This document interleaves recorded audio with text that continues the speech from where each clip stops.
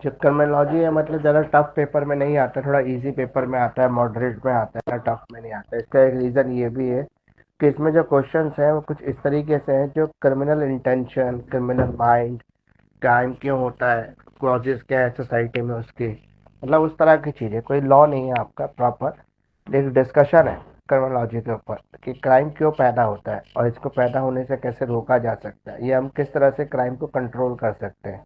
तो ये जो मूल भावना है क्राइम की उसे हम क्रिमिनोलॉजी कहते हैं। या पीनोलॉजी का मतलब है जो पीनल एक्ट है हमारे, पीनल एक्ट मतलब जितने भी हमारे कॉडिफाइड एक्ट हैं उन्हें हम पीनल एक्ट कहते हैं। तो ये जो पीनल एक्ट्स हैं इनके पीछे क्या रीज़न है, इसे हम पीनोलॉजी कहते हैं। अब ये पीनल एक्ट कैसे बनाए गए, कौन से सेक्शंस कौन से क्राइम को कहाँ से लिया गया, ये सब पीनोलॉजी बताता है। कि जैसे समाज में जो कॉमन बुराइयाँ थी, ठीक है, प्रॉब्लम्स थी, कॉमन प्रॉब्लम जो थी उनको लेके पीनल्स एक्ट बना दिया। आईपीसी आपका एक पीनल एक्ट है। तो पीनल एक्ट वो एक्ट होता है जिसमें सेक्शन सब सेक्शन में डिवाइड रहता है और हर सेक्शन के अंदर किसी एक क्राइम की डेफिनेशन होती है, उस क्राइम का नेचर बताते हैं और उस क्राइम की पनिशमेंट देते हैं। तो इसे हम पीनोलॉजी यानी कि पीनल एक्ट कहते हैं। तो ये हमारा क्रिमिनोलॉजी और पीनोलॉजी हो गया। अब हमारा जो असाइनमेंट मैंने आपको दिया हुआ है इसके अंदर क्रैश कोर्स वाला, उसी के अंदर से नॉर्मल आपको करना है। और ज़्यादा इधर उधर से जैसे पढ़ने की कोशिश नहीं करनी, कोशिश करो कि इसी के ऊपर फोकस रहेंगे ना तो आपके इतने क्वेश्चन मिल जाएंगे कि आराम से पास हो जाएंगे आप।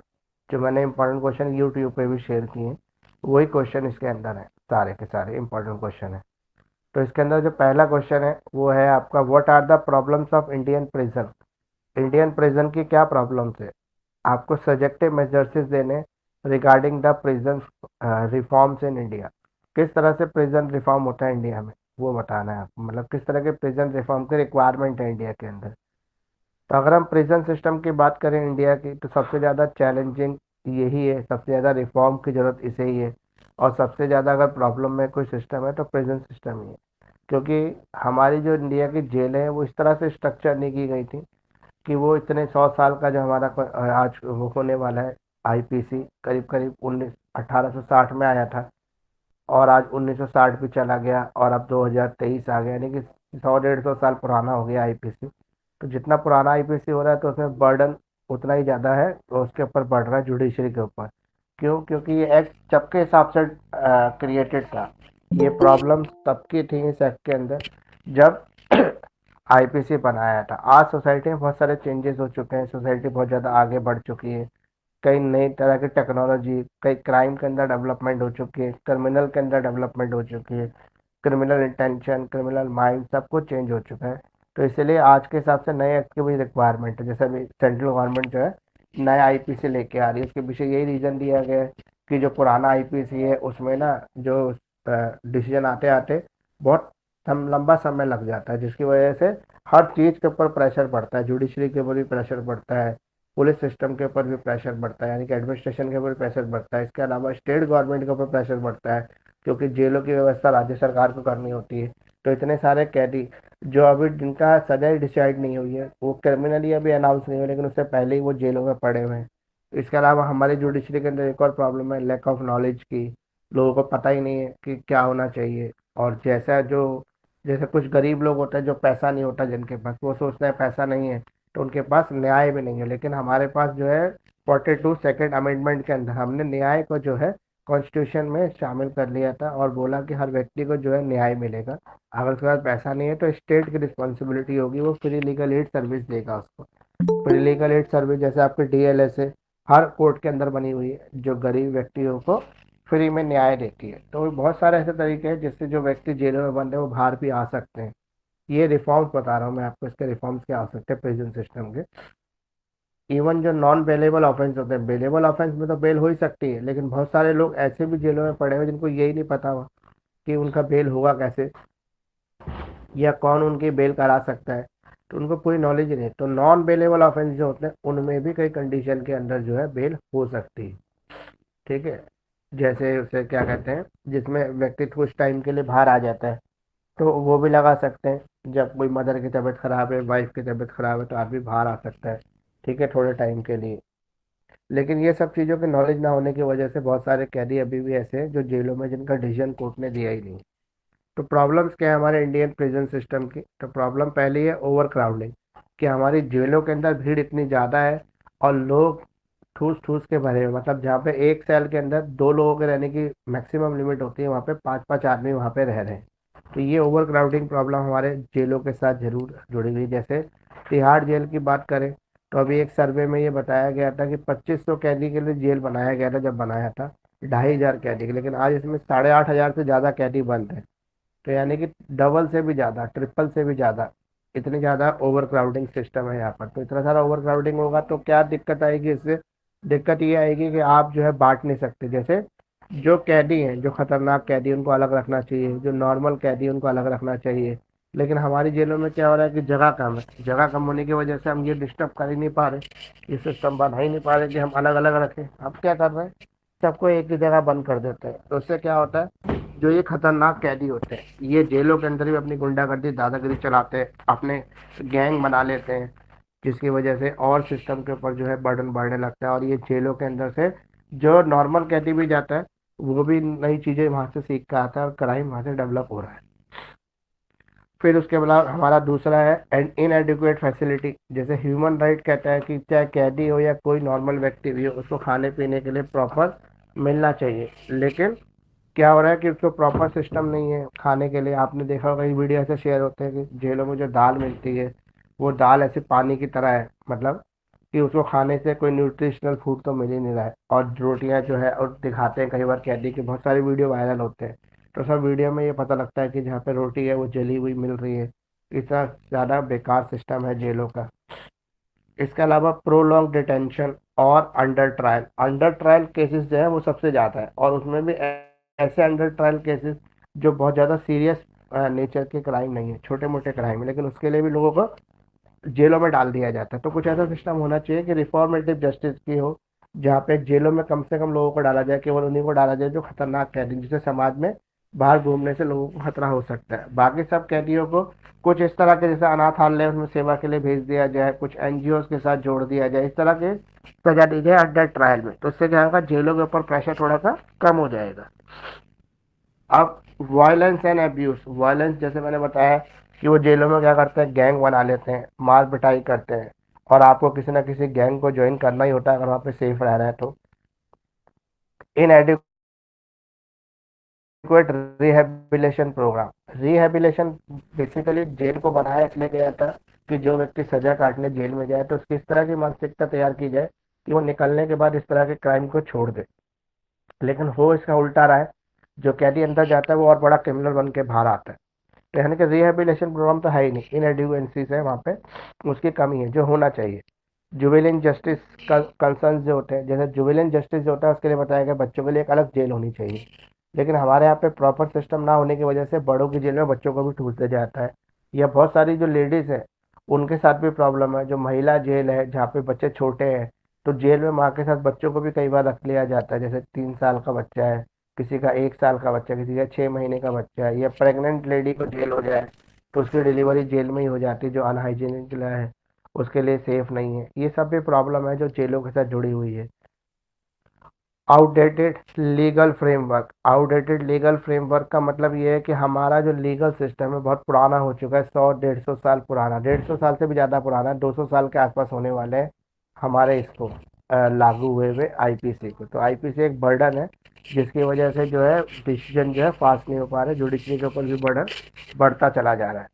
मेंटल हेल्थ कंसर्न, दिमाग से जुड़ी हुई जो होती है, फिजिकल के साथ साइकोलॉजिकल एड भी मिलनी चाहिए जेलों के अंदर, लेकिन वो भी लैक ऑफ एडिक्वेंसी से मतलब मिल नहीं रही है।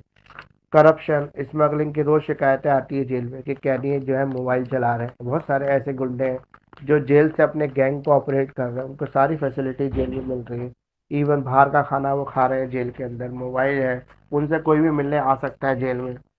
जैसे आपने भी बहुत सारी फिल्मों में ऐसा देखा होगा ना कि लोग, गैंगस्टर जो है जेल में बैठ के अपना गैंग चला रहे हैं। जैसे मुख्तार था, भी मुख्तार अंसारी का एक वीडियो आया था कि वो क्या कर रहा था, किसी बंदे को उठवा के जेल में ही बुलवा रहा है अपने गुर्गों के थ्रू, और जेल में उसको धमकवा रहा है। तो यानी कि जेलों से अंदर से भी गैंग चलाई जा रही है। तो यहाँ पे करप्शन बहुत ज़्यादा है। स्मगलिंग का मतलब है जेल में ड्रग्स मिल जाती है या कोई और चीज़ें मिल जाती हैं जो चाहिए उनको। तो हमें इन सब सिस्टम को सुधारना होगा। तो सुधारने के लिए हमें क्या करना पड़ेगा, हमें लीगल रिफॉर्म्स लाने पड़ेंगे।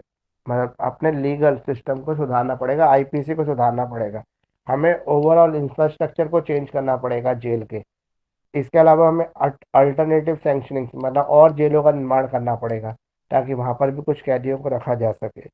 हमें ह्यूमन ह्यूमन राइट की ट्रेनिंग देनी पड़ेगी, किसको, जेलर्स को या जेल अधिकारियों को, जो इनह्यूमन बिहेवियर करते हैं कैदियों के साथ। वो समझते हैं कि कैदी तो समाज का एक ऐसा अंग है जो सड़ चुका है, और इस हिसाब से वो उनके साथ बिहेवियर करते हैं जो गलत है। इसलिए उसको ठीक करने के लिए हमें कुछ नए सिस्टम्स लाने पड़ेंगे, इनको ह्यूमन राइट की ट्रेनिंग देनी पड़ेगी।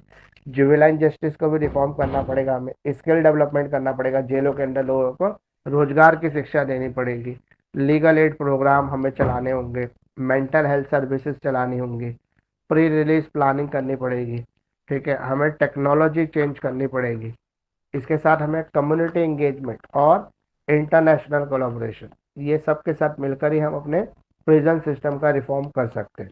तो ये क्वेश्चन इंपॉर्टेंट बहुत है और हर बार नॉर्मली रिपीट होता रहता है, तो इसको जरूर कर लें। अगला क्वेश्चन है आपका, आर्ग्यूमेंट बताएं फेवर में भी और अगेंस्ट भी डेथ पेनल्टी। तो डेथ पेनल्टी होनी चाहिए नहीं होनी चाहिए, सबसे बड़ा सवाल है। अब डेथ पेनल्टी होती क्या है, सबसे पहले ये समझ लें। डेथ पेनल्टी का मतलब है कि हमारे यहाँ पर एक पनिशमेंट है जिसे हम मतलब ऐसे केसेस में दे सकते हैं जो रेयर केसेस होते हैं, वहाँ पे हमारे पास हाईएस्ट पनिशमेंट है कुछ सेक्शंस के अंदर, कुछ पीनल्स के अंदर, वो है डेथ पनिशमेंट, कैपिटल पनिशमेंट।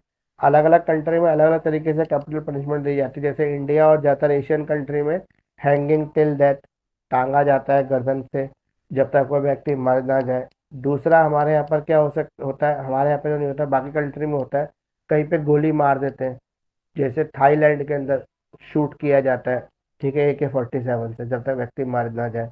और ऐसी कंट्रीज हैं जहाँ पे किसी और तरीके से व्यक्ति को मारा जाता है, जैसे गैस चैम्बर में बंद कर देना ताकि उसको ऑक्सीजन ना मिले। तो ये जो है ये कैपिटल पनिशमेंट होती है। अब इसके फेवर में अगर हम आर्गुमेंट की बात करें कि ये अबॉलिश होना चाहिए, नहीं, इसके इन फेवर में अगर हम बात करें, अगेंस्ट बात करें कि ये नहीं होना चाहिए, तो क्यों नहीं होना चाहिए, क्यों? क्योंकि ये ऐसा डिसीजन है जिसको इरिविजेबल डिसीजन है, मतलब इसको वापस आप ठीक नहीं कर सकते। अगर आपको पता लगता है कि आपने किसी को सजा दी थी, वो तो गलत सजा दे दी थी, गलत एविडेंस मिल गए थे, या उस व्यक्ति ने अपने किसी छोटे बच्चे को, अपने किसी भाई को, अपने किसी बीवी रिश्तेदार को बचाने के लिए अपने ऊपर इल्जाम ले लिया था, और खुद अपने सारे एविडेंस उसने अपने खिलाफ तैयार कर लिए, और खुद ही उसने एक्सेप्ट भी कर लिया अपना गुनाह कोर्ट में जाके, तो वहां पर जो है आपके पास ये मौका नहीं है कि एक बार उसको मार दिया और बाद में पता लगा गलत हुआ तो उसको वापस ले आए। तो वापस जब आप ला नहीं सकते तो मारने का भी आपके पास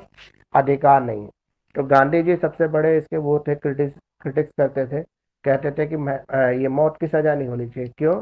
क्योंकि जैसे व्यक्ति व्यक्ति को मार रहा है, और अगर राज्य जो है जुडिशरी जो है सजा देती, तो इसका मतलब राज्य व्यक्ति को मार रहा है, तो किसी को भी मारना एक इनह्यूमन एक्ट है, तो इनह्यूमैनिटी नहीं होनी चाहिए। इसके अलावा जो ह्यूमन राइट कमीशंस होता है, ह्यूमन राइट डिग्निटीज होती हैं, वो अधिकतर इस चीज़ का विरोध करती हैं। वो कहती हैं कि भाई इस तरह का इनह्यूमन जो बिहेवियर कई कंट्रीज में चल रहा है, जैसे गैस चैम्बर में व्यक्ति को तड़पा के मार देना, गोली से मार देना, ठीक है, लटकाना जब तक उसके प्राण ना निकल जाए, और लटकना वो पता है ना कितना खतरनाक हो सकता है किसी व्यक्ति के लिए। ठीक है, तो ये सब इनह्यूमन एक्टिविटीज हैं जिनकी प्रैक्टिस नहीं होनी चाहिए। ठीक है, risk of miss carriage of justice, कई बार जो होता है जस्टिस के अंदर मिस कैरेज हो सकता है कि गलत तरीके से कोई निर्णय दे दिया हो, किसी गलत एविडेंस के उसमें दे दिया हो। ठीक है, इनइफेक्टिवनेस ऑफ डेटरेंट। अब ये डेटरेंट थ्योरी होती है, डेटरेंट थ्योरी का मतलब क्या है कि कड़ी, मतलब जिसने जैसा किया है वैसे, ये तो वो पनिशमेंट हो गई जो पहले इन ह्यूमन पनिशमेंट चलती थी, किसी ने एक आंख फोड़ी तो आप उसकी आंख फोड़ दो, किसी ने आपका हाथ काटा तो आप उसका हाथ काट दो। तो ये इन ह्यूमन पनिशमेंट है जिसको कभी भी जो है ह्यूमन सोसाइटी नहीं अडॉप्ट करेगी। मानव जो समाज है वो कभी ऐसे इन ह्यूमन पनिशमेंट में विश्वास नहीं करता, या इनको लागू नहीं करवाता। तो ये क्या हो गया, डेटरेंट थ्योरी की पनिशमेंट हो गई। डेटरेंट थ्योरी तो है नहीं, हम तो प्रोग्रेसिव थ्योरी, रिफॉर्मेटिव थ्योरी में बिलीव करते हैं। इसके अलावा डिस्क्रिमिनेटरी एप्लीकेशन है, जो ये मौत की सजा दी जाती है, इसके अंदर कोई मतलब वो नहीं है, इक्वालिटी नहीं है। कई केसेस में दे देते हैं और सेम केसेस के अंदर देते नहीं है। तो डिपेंड क्या करता है, एक बार सुप्रीम कोर्ट ने इसका डिफाइन करते हुए कहा कि रेयरेस्ट ऑफ रेयर केसेस के अंदर ही केवल ये पनिशमेंट होनी चाहिए कैप्टन। अब रेयरेस्ट ऑफ रेयर का मतलब है रेयर से भी रेयर, खतरनाक से भी खतरनाक केस, ऐसा केस जिसमें कोई और ऑप्शन ही ना बचता हो, जैसे निर्भया केस जहाँ पे पूरा देश उसके अगेंस्ट था और उनको सबको जो है फांसी पर लटकाना था, ताकि समाज को एक नई ताकत और समाज के अंदर बढ़ते हुए क्रोध को शांत किया जाए। तो ऐसे कुछ केसेस के अंदर ही पनिशमेंट होनी चाहिए। अगर हम बात करें कि नहीं होनी चाहिए पनिशमेंट, इसके फेवर में हम कुछ आर्ग्यूमेंट दे रहे हैं, तो हम कह सकते हैं कि पब्लिक सेफ्टी के लिए जरूरी है। फॉर एग्जाम्पल, अगर हम क्रिमिनल को ये डर नहीं होगा कि उसको फांसी की सजा नहीं होगी, तो वो क्या करेगा, एक मर्डर के बाद दूसरा मर्डर करने के लिए उसको प्रोवोकेशन मिल जाएगा, क्योंकि उसको पता है कुछ समय जेल में काटने के बाद वो बाहर आ सकता है। फिर एक्सपेंसिव मोरल आउटरीच, कि अगर हम एक व्यक्ति को 15-15 साल ऐसे व्यक्ति को जेल में डालें जो हमें पता है समाज में रहने लायक ही नहीं है, तो हमारे पर भी तो बोझ बढ़ रहा है। उसको 15 साल तक मेंटेन कर रहा है, उसके ऊपर खाना पीने का रहने का सब खर्चा कर रहे हैं, तो एक एक्सपेंसिव सिस्टम हो सकता है ये। ठीक है, इसके अलावा पार्लियामेंट्री विल और लेजिस्लेटिव इंटेंट, हमारा जो पार्लियामेंट है वो भी इस तरह के लॉ को पास कर रहा है कि जो है मौत की सजा होनी चाहिए। तो अगर पार्लियामेंट कर रहा है तो हम जो है सिटीजन है उन्हें फॉलो करना चाहिए अपने पार्लियामेंट्री रूल का। फिर protection of the rights of the victim, एक जो विक्टिम है, मान लो किसी के भाई का मर्डर हुआ और उसके भाई ने उसकी शिकायत करी पुलिस में, तो पुलिस में अगर शिकायत कर दी तो वो व्यक्ति भी उसके लिए खतरनाक हो सकता है। फॉर एग्जाम्पल, वो उसे बदला लेगा कि भाई तूने गवाही दी है, मैं जेल से निकलने के बाद जो है तुझे छोड़ूंगा नहीं। और वो अगर मौत की सजा नहीं होगी तो वो जेल से निकलने के बाद विक्टिम के ऊपर टारगेट करेगा। तो विक्टिम की सेफ्टी के लिए भी जरूरी है कि ऐसे व्यक्ति को मौत पे चढ़ा दिया जाए, बैलेंस करने के लिए सोसाइटी को, कि उसको न्याय मिले पूरी तरीके से। फॉर एग्जाम्पल, आपने फांसी नहीं दी, 10 साल सजा दे के व्यक्ति को छोड़ दिया, तो हो सकता है जिसका भाई मरा या जिसकी बहन मरी, माँ मरी, तो उसके मन में ऐसा क्रोध आ जाए कि सोसाइटी ने या जो लीगल सिस्टम है मेरे साथ ठीक नहीं किया, और वो क्या करे, इसका बदला लेने के लिए निकल जाए और उस व्यक्ति को मार दे जो क्रिमिनल है। तो इसलिए जरूरी है, सुप्रीम कोर्ट ने कई अपनी ऐसे स्टेटमेंट दिए अलग अलग केसेस के अंदर, तो कुछ केसेस जरूर कर लेना। इसके अंदर काफ़ी सारे केसेस मैंने इसके अंदर कवर किए, जैसे Bachan Singh versus state of Punjab, Machhi Singh versus state of Punjab, Rajendra Prasad versus state of Uttar Pradesh, और Santosh Kumar Shashibhushan Bariyar versus state of Maharashtra. तो ऐसे कई सारे केसेस के अंदर मैंने कवर किए। याकूब अब्दुल रजाक मैनन का भी किया है स्टेट ऑफ महाराष्ट्र। तो कोई भी दो केसेस, सिर्फ दो केसेस कर लेना, क्योंकि दो केसेस एग्जाम में लिखने को आ सकता है, डिसाइडेड केसेस इस तरीके से सपोर्ट योर डिसीजन। ठीक है, अब जो अगला क्वेश्चन है ये है क्रिमिनोलॉजी क्या है और इसके स्कोप और इम्पोर्टेंस क्या है। तो क्रिमिनोलॉजी तो मैंने अभी क्लास के शुरू में ही आपको बता दिया था। क्रिमिनोलॉजी क्या है? क्रिमिनोलॉजी है कि हम सोसाइटी के अंदर क्राइम की को रिकॉग्नाइज करें, हमारी सोसाइटी के अंदर क्राइम क्यों पनप रहा है, क्राइम को कंट्रोल करने के लिए क्या मेजर्स हो सकते हैं। ये जो थ्योरी है जो क्राइम को बताती है और क्राइम के अलग अलग फैक्टर को कंसिडर करती है, और एक एडवाइस की तरह जो है, जो हमारे लेजिस्लेचर है, जो हमारे कानून बनाने वाले लोग हैं, उनको सजेशंस देती है, इनको कंट्रोल करने के लिए उपाय बताती है। तो अगर हम स्टडी ऑफ क्राइम की बात करें या क्रिमिनल बिहेवियर की बात करें, तो ये क्रिमिनोलॉजी है जो स्टडी करती है क्राइम को, साथ में क्रिमिनल के बिहेवियर को। ये वो फैक्टर है जो क्रिमिनल के लिए क्राइम करने के लिए पॉसिबिलिटीज पैदा करते हैं, पैटर्न्स है, ट्रेंड है जिसके बेसिस पर क्राइम होता है, ये इफेक्ट्स है, कॉन्सिक्वेंसेज है क्राइम के, ये सोशल लीगल रिस्पॉन्सेज है जिसकी वजह से क्राइम होता है, ये प्रिवेंशन और इंटरवेंशन के बारे में भी सजेशन देते हैं, स्ट्रेटेजी देते हैं, गवर्नमेंट को बताते हैं कैसे इसको कंट्रोल कर सकते हैं। ये पब्लिक पॉलिसी है, लॉ रिफॉर्म्स है, एथिक्स है, मॉरल कंसिडरेशंस है। अगर हम क्रिमिनोलॉजी के नेचर की बात करें तो क्रिमिनोलॉजी का नेचर क्या है, ये सोसाइटिकल नेचर की, मतलब सोसाइटी के अंदर ही क्राइम है, क्राइम भी सोसाइटी के साथ ही पनपता है। फिर ये एक साइंटिफिक थ्योरी है जिसके थ्रू हम ऑर्गेनाइजेशन ऑफ क्राइम को भी समझ सकते हैं और सोर्स ऑफ क्राइम को भी समझ सकते हैं। ये डिस्क्रिप्टिव मेथड है, यानी कि पूरी डिटेल डिस्क्रिप्शन दे सकता है क्राइम की आपको। अप्लाइड और एप्लीकेबल थ्योरी की डेवलपमेंट इसी से होती है। डायनामिक इवॉल्विंग है। अगर हम स्कोप की बात करें, ये इसके नेचर हो गया। अगर हम स्कोप की बात करें, क्रिमिनोलॉजी का स्कोप क्या है, तो सबसे बड़ा इसका स्कोप क्या है, क्रिमिनल बिहेवियर और क्रिमिनल इंटेंशन को कंट्रोल करना। उसके बाद क्रिमिनल जस्टिस सिस्टम के अंदर रिफॉर्म लाना। विक्टिमोलॉजी, विक्टिमोलॉजी मतलब है कि विक्टिम की सेफ्टी सिक्योरिटी सबसे जरूरी है, क्योंकि विक्टिम ही वो व्यक्ति है जो क्रिमिनल को उसके पनिशमेंट तक पहुंचाता है। तो इसलिए विक्टिम की जरूरी है safety. Crime prevention and control, crime को प्रिवेंट करना चाहिए, कंट्रोल करना चाहिए। पीनोलॉजी एंड करेक्शन, पीनोलॉजी मतलब जो पीनल एक्ट है उसके अंदर चेंजेस होने चाहिए। जैसे अभी गवर्नमेंट जो है 3 एक्ट को चेंज करने जा रही है, तो उसके पीछे यही रीज़न है कि क्राइम जो नया डेवलप हुआ है उसके हिसाब से एक्ट के अंदर चेंजेस किए जाए। साइबर क्राइम, डिजिटल क्रिमिनोलॉजी और कंपैरेटिव क्रिमिनोलॉजी। अगर हम इम्पोर्टेंस की बात करें तो मैंने क्लास के शुरू में आपको बहुत सारे इंपॉर्टेंट फैक्टर बताए कि क्रिमिनोलॉजी की हमें क्यों ज़रूरत है। तो क्राइम को ख़त्म करने के लिए, क्रिमिनल को नहीं, क्राइम को ख़त्म करने के लिए, क्रिमिनल के रिफॉर्म्स के लिए, ह्यूमन राइट्स के प्रोटेक्शंस के लिए और विक्टिम की सेफ्टी सिक्योरिटी के लिए हमें क्रिमिनोलॉजी की ज़रूरत है समाज के अंदर। इसके अलावा हमें अपने रिफॉर्म्स लाने के लिए अपने पीनल एक्ट्स के अंदर क्रिमिनोलॉजी की ज़रूरत है। हमारे जितने भी लोग लेजिस्लेशन में बैठे हैं उनको एज ए एडवाइजरी सजेशन देने के लिए भी क्रिमिनोलॉजी की ज़रूरत है। तो ये क्रिमिनोलॉजी की इम्पोर्टेंस है।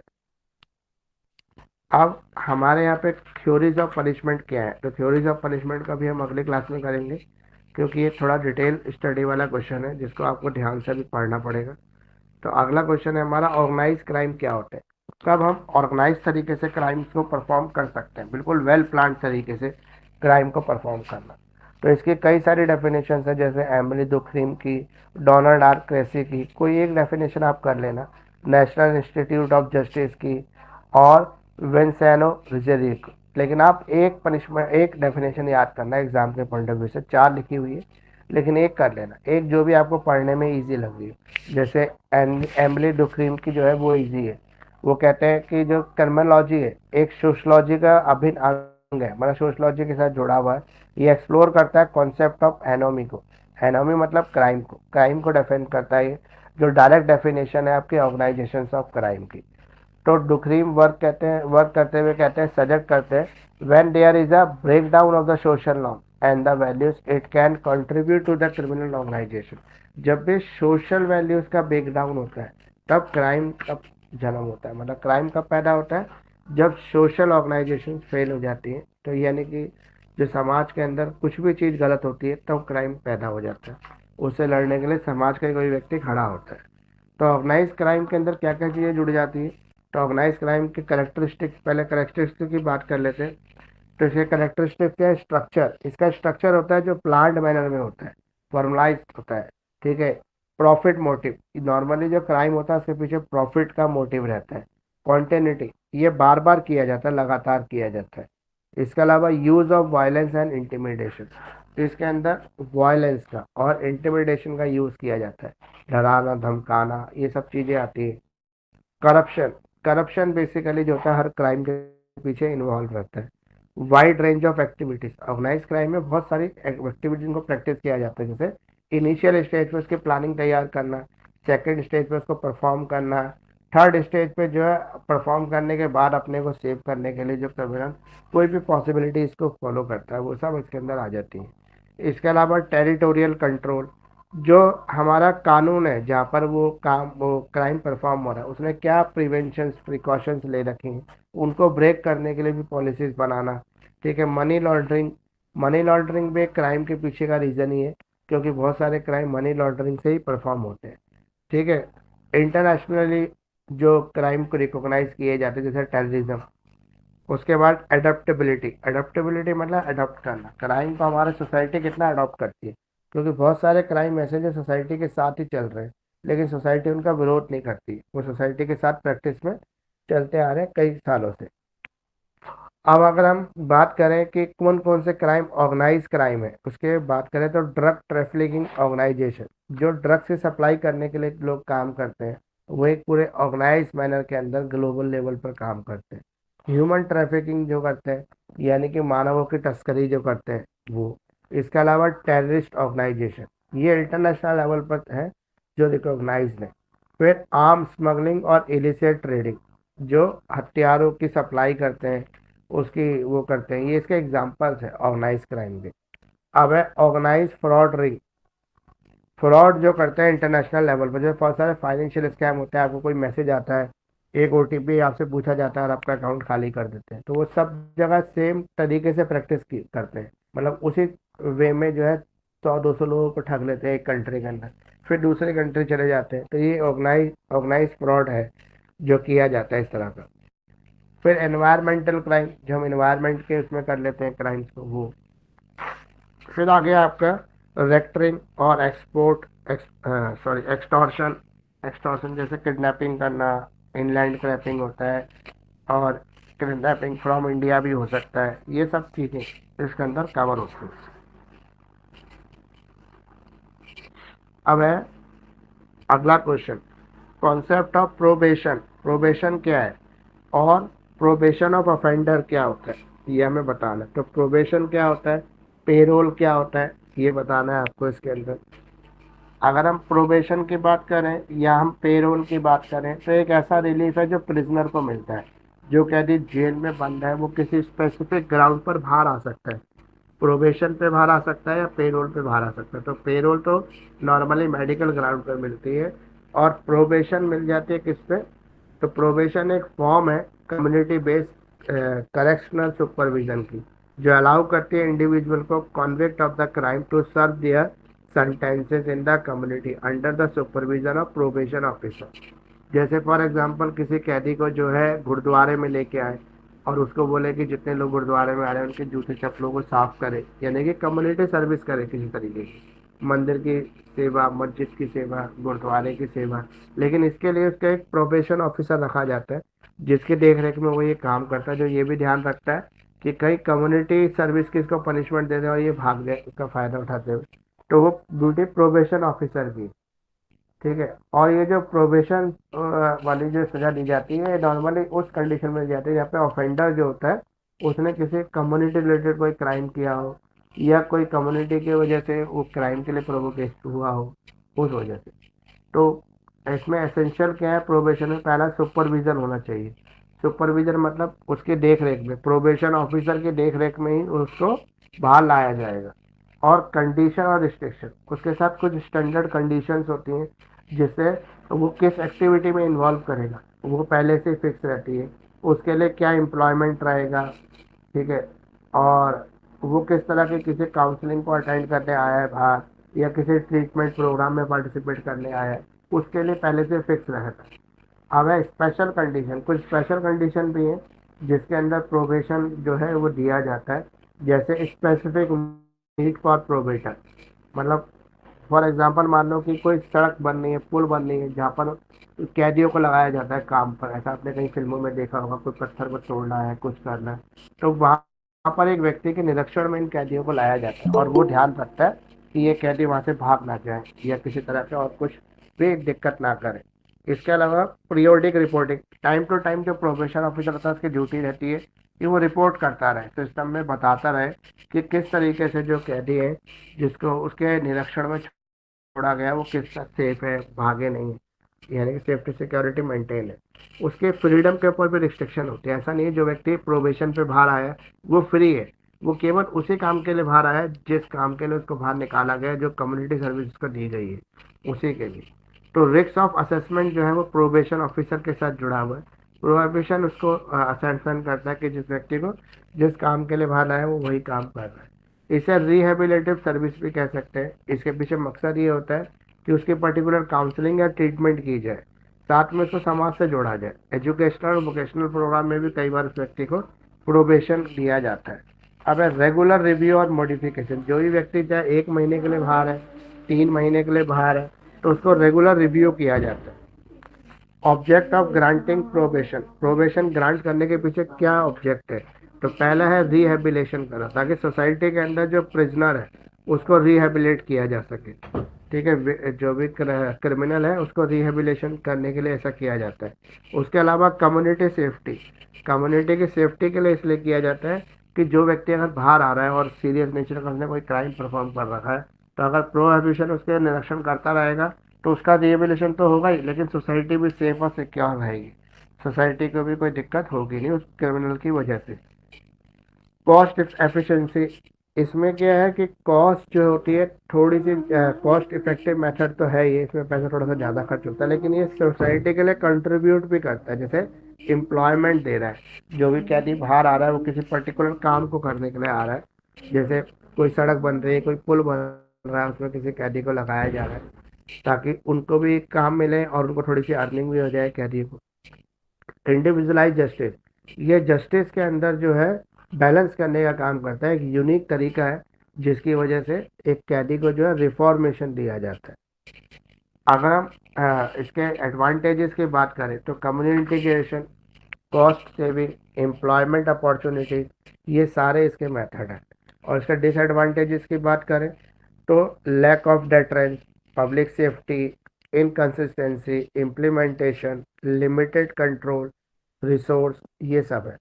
अब हम इसमें पैरोल पढ़ लेते हैं। पेरोल अलग होता है और ये प्रोबेशन अलग होता है। अगर पेरोल की बात करें तो पेरोल होता है नॉर्मली मेडिकल ग्राउंड होता है, जैसे फैमिली का कोई मदर, कोई फादर, कोई बीमार है, किसी की कोई बहन की शादी है जिसमें आना जरूरी है, उसका मेन रोल है, तो उस कंडीशन पे उसको पेरोल मिल जाती है। पेरोल एक टेम्पररी रिलीफ होता है जिस पे बाहर आ सकता है। जैसे आपने सुना भी होगा बाबा राम रहीम हमेशा पेरोल पे बाहर आते रहते हैं। संजय दत्त जब जेल में बनता तो बहुत बार पेरोल पे बाहर था, कई फिल्मों की शूटिंग करने के लिए, कभी किसी और काम के लिए। तो ये पेरोल सिस्टम होता है जिसमें व्यक्ति को जो थोड़े दिन के लिए सोसाइटी में आने का मौका मिलता है। और इसका एक बेनिफिट भी है पेरोल का, वो ये है कि एक तो क्रिमिनल सोसाइटी के अंदर जब आता है तो सोसाइटी और क्रिमिनल के बीच में बैलेंस बन जाता है। सोसाइटी और क्रिमिनल जो है एक दूसरे के साथ एकोमोडेट कर सकते हैं।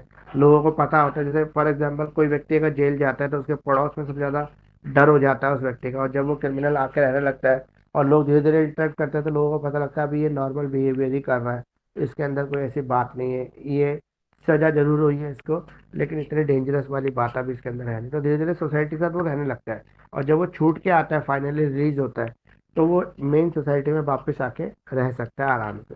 तो ये पेरोल के पर्पस क्या है? रिहेबिलेशन करना और री इंटीग्रेशन करना क्रिमिनल्स को, मतलब दोबारा से उनको सोसाइटी में रहने के लिए मौका देना और सोसाइटी के साथ एसोसिएट करना। रिड्यूसिंग द प्रिजन ओवरक्राउड, जेलों के अंदर जो ओवरक्राउड सिस्टम है उसके अंदर रिलीफ मिल सकता है। जैसे प्रोबेशन पे कुछ लोग बाहर आ गए, कुछ क्राइम नहीं किया, अभी सजा मिली नहीं है और सीरियस नेचर का ऑफेंस भी नहीं है, तो इजीली पेरोल मिल जाती है। जैसे चोरी के केस में पेरोल जल्दी मिल जाती है, मर्डर के केस में, मर्डर के केस में तो नहीं मिलती है, चोरी चोरी है, लूट मारी है, रेप केस है, इन केसों में आसानी से पेरोल मिल जाती है। या पॉस्को एक्ट है, इसके अंदर भी पेरोल मिल जाती है, लेकिन बहुत कंडीशंस को पूरा करने के बाद। इसके अलावा पब्लिक सेफ्टी, पब्लिक की भी सेफ्टी इससे डेवलप होती है। जैसे जो व्यक्ति पेरोल पे बाहर जा रहा है तो पुलिस प्रशासन को ये पता लग जाता है कि ये 4 बार पेरोल पे बाहर गया था, जज भी ये देख लेता है कि इसने कोई ऐसा गलत बिहेवियर नहीं किया, यानी कि अब इसके अंदर पॉसिबिलिटीज है दोबारा सोसाइटी पे रहने की। कॉस्ट एफिशिएंसी, इससे क्या खर्चा कम होता है, क्योंकि जेलों में रख के रहेगा तो सारा जो बोझ है वो जेलों के ऊपर पड़ेगा, उसका रहने का खाने का सब सिस्टम जो है जेलों को करना पड़ेगा। लेकिन वो जितने टाइम पेरोल पे बाहर रहता है तो अपने खर्चा वो करता है खुद ही। ठीक है, ह्यूमैनिटेरियन कंसिडरेशन, मानवता आधारित भी है ये, इसमें मानवता आधारित जो डिसीजन लिए जाते हैं। अगर हम इसकी बात करेंगे प्रोबेशन और पेरोल में क्या डिफरेंस है, तो आपको ये देखना पड़ेगा कि ये पर्टिकुलर सर्विस के लिए आता है बात प्रोबेशन में, जो कम्युनिटी सर्विस हो सकती है या किस तरह का एम्प्लॉयमेंट हो सकता है। लेकिन पेरोल जो होता है नॉर्मली मेडिकल ग्राउंड पर होता है या अपनी सोसाइटी रिस्पॉन्सिबिलिटी के बेस पर होता है। ठीक है, पेरोल जो होता है वो आपके किसको मिलता है? ऐसे व्यक्ति को मिलता है जो व्यक्ति जो है मतलब सीरियस नेचर का क्राइम, जैसे मर्डर वर्डर को कम पेरोल मिलता है, लेकिन मिलता है उनको भी, लेकिन इजीली नहीं मिल पाता है। और दोनों के अंदर एक ऑफिसर होता है जो मतलब नियंत्रण, जैसे आप कोई व्यक्ति अगर पेरोल पे बाहर है तो उसके साथ कंडीशन होती है कि वो जैसा क्राइम हिसाब से हर रोज जाए, वीकली जाए, महीने में जाके अपने नियरेस्ट पुलिस स्टेशन के अंदर हाजिर लगाता है, ताकि पुलिस को ये पता लगे, सिस्टम को ये पता लगता रहे कि ये व्यक्ति अभी यहीं है, भागा नहीं है, कहीं गया नहीं। टाइमिंग फॉर इम्पोजिशन, इसके टाइमिंग भी होते हैं बाहर लाने के लिए, 1 महीने 2 महीने पेरोल का भी और प्रोबेशन का भी। लोकेशन ऑफ सुपरविजन, प्रोबेशन के अंदर तो वो पर्टिकुलर कम्युनिटी सर्विस या जो एम्प्लॉयमेंट कर रहा है वहीं रखा जाता है उसको, और पेरोल में वो अपनी फैमिली के साथ ही रह सकता है, या जो उसका ओरिजिनल जगह है वहीं पे वो रहेगा, जिस जगह के परमिशन उसने पेरोल में ली है कोर्ट से। लीगल स्टेटस, जो व्यक्ति पेरोल पे बाहर है या प्रोबेशन पे बाहर है वो एक इंडिविजुअल है जो टेम्पररी बेसिस पर बाहर है, परमानेंटली रिलीफ नहीं मिला है उसको। डिसीजन मेकर, जो डिसीजन मेकर होते हैं इसमें कोर्ट होती है, और जो पेरोल होता है उसमें जुडिशरी रहती है। और प्रोबेशन के अंदर जो होता है, ये ग्रांट कौन करता है? ये जज ग्रांट करते हैं, मतलब ये भी जजेस ग्रांट करते हैं, लेकिन स्पेशल जजेस होते हैं जो कोर्ट में या जेलों के साथ जुड़े होते हैं, एसोसिएट होते हैं। पर्पस पर्पस तो वही है, दोबारा से रिहेबिलिट करना। एलिजिबिलिटी क्या है? वो व्यक्ति जो कुछ पीरियड जेल में रह चुका है, उसको जेल के अंदर किसी भी बिहेवियरल की कंप्लेंट नहीं की है, ना जेलर ने ना वार्डन ने, ऐसा व्यक्ति बाहर जा सकता है, जिसको मतलब ये रिपोर्ट देता है जेल प्रशासन कि इसके जो बिहेवियर है वो ठीक है और बाहर जाके ऐसी उम्मीद नहीं है कि ये क्राइम करेगा। कंप्लीशन ऑफ सेंटेंसेस, ऐसे व्यक्ति भी पेरोल ले सकते हैं जिनकी सज़ा हो चुकी है। तो सज़ा होने से पहले भी ले सकते हैं, अंडर ट्रायल भी, और वो व्यक्ति भी ले सकते हैं जिनको सज़ा हो चुकी है।